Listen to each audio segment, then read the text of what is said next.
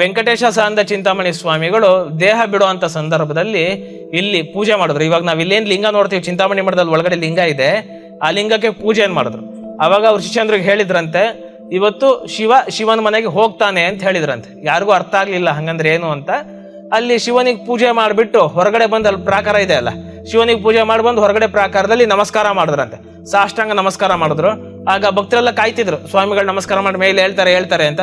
ಎಷ್ಟೊತ್ತಾದ್ರೂ ಮೇಲೆ ಹೇಳಲಿಲ್ಲ. ಅವಾಗ ಗುರುಗಳು ಯಾಕೋ ಮೇಲೆ ಹೇಳಿಲ್ಲಲ್ಲ ಅಂತ ಬಂದು ನೋಡಿದ್ರು. ಅಲ್ಲಿಗೆ ಅವರು ದೇಹ ತ್ಯಾಗ ಆಗಿತ್ತು, ಅಂದ್ರೆ ಪ್ರಾಣ ಸಮರ್ಪಣೆ ಆಗಿತ್ತು.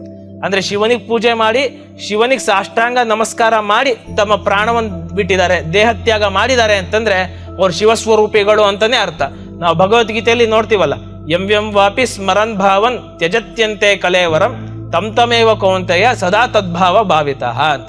ಅಂದ್ರೆ ಯಾರ್ಯಾರು ಯಾವ ಭಾವದಲ್ಲಿ ದೇಹ ಬಿಡ್ತಾರೋ ಅವ್ರಿಗೆ ಅದೇ ಪ್ರಾಪ್ತಿ ಆಗತ್ತೆ ಅಂತ. ಹಾಗಾಗಿ ನಾವು ಸಾಯೋ ಕಾಲದಲ್ಲಿ ಪರಮಾತ್ಮನ ಸ್ಮರಣೆಯಲ್ಲಿ ದೇಹ ಬಿಟ್ರೆ ಪರಮಾತ್ಮನಲ್ಲೇ ಸೇರ್ತೀವಿ ಅಂತ, ಪರಮಾತ್ಮ ಸ್ವರೂಪಿಗಳಾಗಿ ಉಳಿದು ಬಿಡ್ತೀವಿ ಅಂತ, ಈಗಾಗಲೇ ಆಗಿದ್ದೀವಿ ಅಂತ. ಹಾಗಾಗಿ ಅವರು ಶಿವಸ್ಮರಣೆಯಲ್ಲಿ ಪ್ರಾಣ ಬಿಟ್ಟರು. ಅಂದ್ರೆ ಅರ್ಥಾತ್ ಶಿವನನ್ನು ಆರಾಧನೆ ಮಾಡಿ ಶಿವನಿಗೆ ಸಾಷ್ಟಾಂಗ ನಮಸ್ಕಾರ ಮಾಡ್ತಾ ದೇಹ ತ್ಯಾಗ ಆಯಿತು. ಹಾಗ ಅವರು ಸಾಕ್ಷಾತ್ ಶಿವಸ್ವರೂಪಿಗಳೇ ಆಗಿರ್ಬೇಕು. ಶಿವನಿಗೆ ನಮಸ್ಕಾರ ಮಾಡಿ ದೇಹ ಬಿಡಬೇಕು ಅಂದ್ರೆ ಅದೇನು ಸುಮ್ನೆ ಸಿಗ್ತಕ್ಕಂಥ ಸ್ಥಿತಿ ಅಲ್ಲ. ಏನ್ ನಾವು ಪ್ಲಾನ್ ಮಾಡ್ಕೊಂಡು ಬಿಡ್ಲಿಕ್ಕಾಗತ್ತೇನು?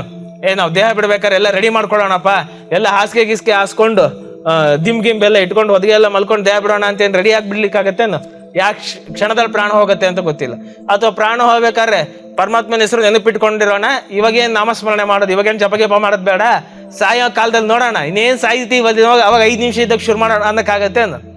ಯಾವಾಗ ಸಾವು ಬರುತ್ತೆ ಅಂತ ನಮಗೆ ಗೊತ್ತೇ ಆಗೋದಿಲ್ಲ. ಅದಕ್ಕೆ ಸದಾಕಾಲ ನಾಮಸ್ಮರಣೆ ಮಾಡ್ತಿರ್ಬೇಕು.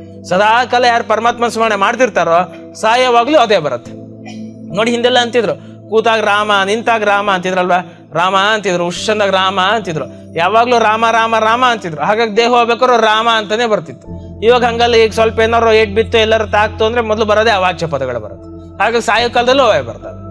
ಅರ್ಥಾತ್ ತಾತ್ಪರ್ಯ ಏನು, ಅವ್ರು ವೆಂಕಟೇಶ ಸಾಂದ ಚಿಂತಾಮಣಿ ಸ್ವಾಮಿಗಳು ದೇಹತ್ಯಾಗ ಮಾಡ್ಬೇಕಾದ್ರೆ ಶಿವನಿಗೆ ನಮಸ್ಕಾರ ಮಾಡಿ ದೇಹತ್ಯಾಗ ಮಾಡಿದ್ದಾರೆ ಅಂತಂದ್ರೆ ಅವ್ರು ಬದುಕಿದ್ದಾಗ ಎಷ್ಟು ಶಿವಸ್ಮರಣೆ ಮಾಡಿರ್ಬೇಕು, ಎಷ್ಟು ಶಿವನ ಆರಾಧನೆ ಮಾಡಿರ್ಬೇಕು. ಹಾಗಾಗಿ ಅವರು ಸಾಕ್ಷಾತ್ ಶಿವಸ್ವರೂಪಿಗಳೇ ಆದ್ರಿಂದ ಶಿವಧರ್ಮ ಪರಾಯಣಂ ಅಂತ ಬರ್ತಿದ್ವಿ.